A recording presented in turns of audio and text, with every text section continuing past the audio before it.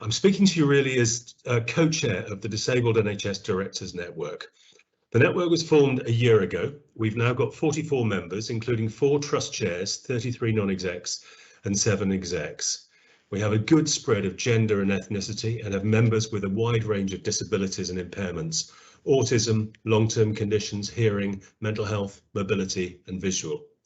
Our activities are already extensive, including providing a support, mentoring and development network for disabled NHS board directors, strengthening the pipeline of recruitment for disabled directors, acting as ambassadors and advocates for disabled staff at national and regional level, and identifying and promoting best practice in supporting disabled staff. But today I want to talk more about my career journey, which is one from trying to hide my disability and striving for inclusion to celebrating disability and valuing difference.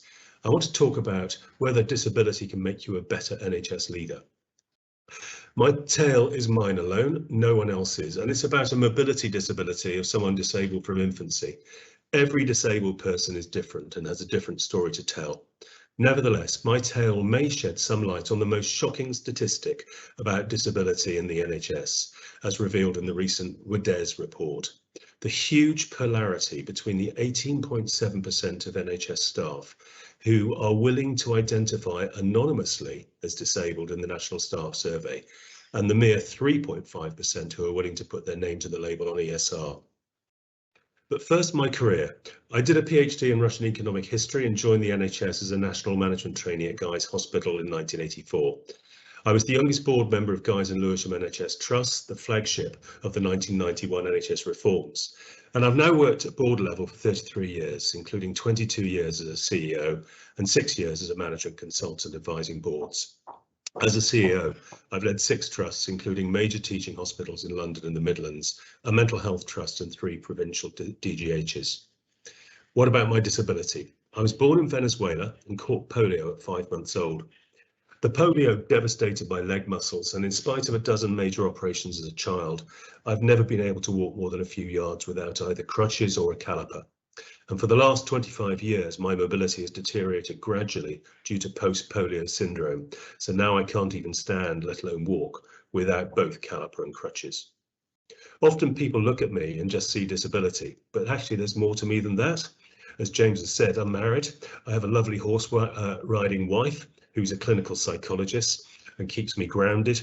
And we have 5 children, an old farm, pet pigs, dogs, horses, ducks and chickens. I've supported Oxford United passionately for more than 50 years, and I love history, test match cricket, and the music of Springsteen, Dylan, Augustus Pablo and the Doors. How has disability affected my career? Above all, it's inspired in me a deep belief in the goodness of human nature. Throughout my life, my usual experience of non-disabled people is kindness and consideration in response to my disability. In turn, this belief in people being mostly innately good affects the way I lead staff. I trust them, value them and believe in them, and they seem to like following me because of that. Disability has also forged much of my temperament. Having wonky legs does make some aspects of daily living quite difficult. And since I was a toddler, I've spent my life finding efficient ways of getting around the challenges I face. To do this, I have to be practical and focus on solving problems. For a disabled person, what matters is what works. I also have to be resilient, persevering and tenacious.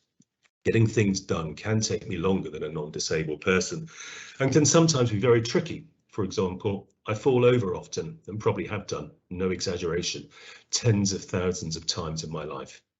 My mum taught me to pick myself up, dust myself down and start all over again. A great motto both for life and for a health service leader. Some people call me brave or courageous. Although well meant, this is very patronising. For a disabled person, managing the challenges you face is neither brave nor courageous. It's just something you do, or else you'd wither away. What managing those challenges does require, though, is high levels of determination, mental toughness and self-belief. Resilience, perseverance, tenacity, problem-solving, determination, mental toughness, self-belief, all good things for an NHS leader. My experience may mostly be of the kindness and compassion of able-bodied people, but it hasn't quite been universally so. My most common negative experiences are those patronising and humiliating "does he take sugar" moments when someone talks over me about me to my wife or a friend or a colleague. Personally, I've rarely experienced blatant discrimination, though I don't think our network members with mental health issues or autism would say the same, I have to be frank. As a child, I was sometimes called names in the street, and attending a mainstream school, I was very occasionally tripped up and called a useless cripple. Teachers mostly went out of their way to include me in school activities, but occasionally they left me out in deeply hurtful circumstances. My NHS career was almost stopped before it started, actually, when the Management Training Scheme Occupational Health Department refused to let me join unless I could prove I could do the job in spite of my disability. My old orthopaedic consultant shut them up, writing a reference saying, "Of course he can. You're bloody lucky to have him." And subsequently, I have experienced only the occasional and perhaps unintended cruelty or lack of consideration, although a couple of times I've heard that my disability led to my being turned down for chief executive jobs. Being patronised and discriminated against has nurtured in me a deep hatred of injustice and a passion for fairness and the whole EDI agenda. Again, not bad qualities in an NHS manager. And finally, my disability gives me lived experience relevant to our patients. I see so much of what we do in the NHS through the eyes of the patient. It's no accident that as a young CEO in the 1990s, my mental health trust led the way nationally in service user empowerment. And patients and mental health service users, and indeed clinical staff, have told me many times how they trust me more as a manager because of my disability and because I've seen the NHS from the other side. Looking back over my career, I now see disability as an asset, not a liability. But it's only recently that I've felt able to come out as disabled at work. As you know, in much of the world, disability brings deep social shame, blame, and ostracism onto the disabled person and their family. Thankfully, that doesn't apply in the UK, but still, in their own minds, those disabled from birth or childhood start with deep feelings of shame and embarrassment about their disability, which makes them strive relentlessly for inclusion and to be seen as normal. My NHS journey has echoes of that. That frightening start from occupational health in 1984 left me with a deep feeling, rightly or wrongly, that the NHS's default position is to place the onus on the disabled employee to prove they can do the job. So through the early years of my career, I focused on being included, trying to be as normal as possible and making my disability as invisible as possible. Like my hero, Franklin D. Roosevelt, I avoided work photos which showed my crippled legs, crutches, or caliper, even though clunking crab-like down a hospital corridor in my caliper, my disability was obvious. And like most disabled staff, I made sure my sickness record was exemplary, for fear of suggestions that I wasn't fit to do the job. Disability was a lonely place at work. Until we set up the network last year, I knew no other physically disabled managers, though I did have a couple of CEO friends who had severe mental health issues and had been very open about it, which took immense courage.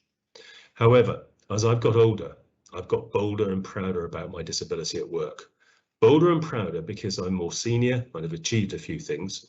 And little by little, I've realised how much disability has made me a better manager and leader. I passionately believe that much of what success I've had is actually because of my disability, not in spite of it. Now, disability does feel a little like the Cinderella of EDI in the NHS, and certainly its profile within this arena is much lower than that of some other protected characteristics. Please don't get me wrong. I totally and passionately support the high profile race and ethnicity now has. This is long overdue and must not be diminished in any way. And I have to say, what's emerged from Yorkshire Cricket Club this week as a cricket fan has turned my stomach over. But what I mean is that the profile of disability needs to be raised a bit too. To raise the profile of disability, we need to recognise that disability is a little different from some other protected characteristics in that every disabled person is disabled in a different way. Each person's impairment is unique to them.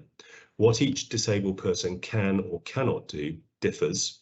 And let's be honest, for many disabled people like me, there are some things we cannot do. Thankfully, in 2021, it would be unthinkable to suggest that someone could not do a particular job because of their gender, their ethnicity, their religion, or their sexual orientation. But because of my disability, I know I couldn't be a porter or a ward nurse or a member of a hospital crash team.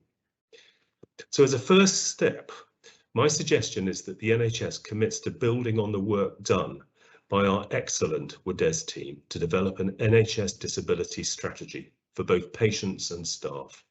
A strategy which recognises the complexity of disability, but also the needs and experiences of disabled patients and the massive pool of human talent which disabled people could bring to our workforce. Let's remember that Cinderella did go to the ball. The time is now right to start her on that journey. Thank you for listening.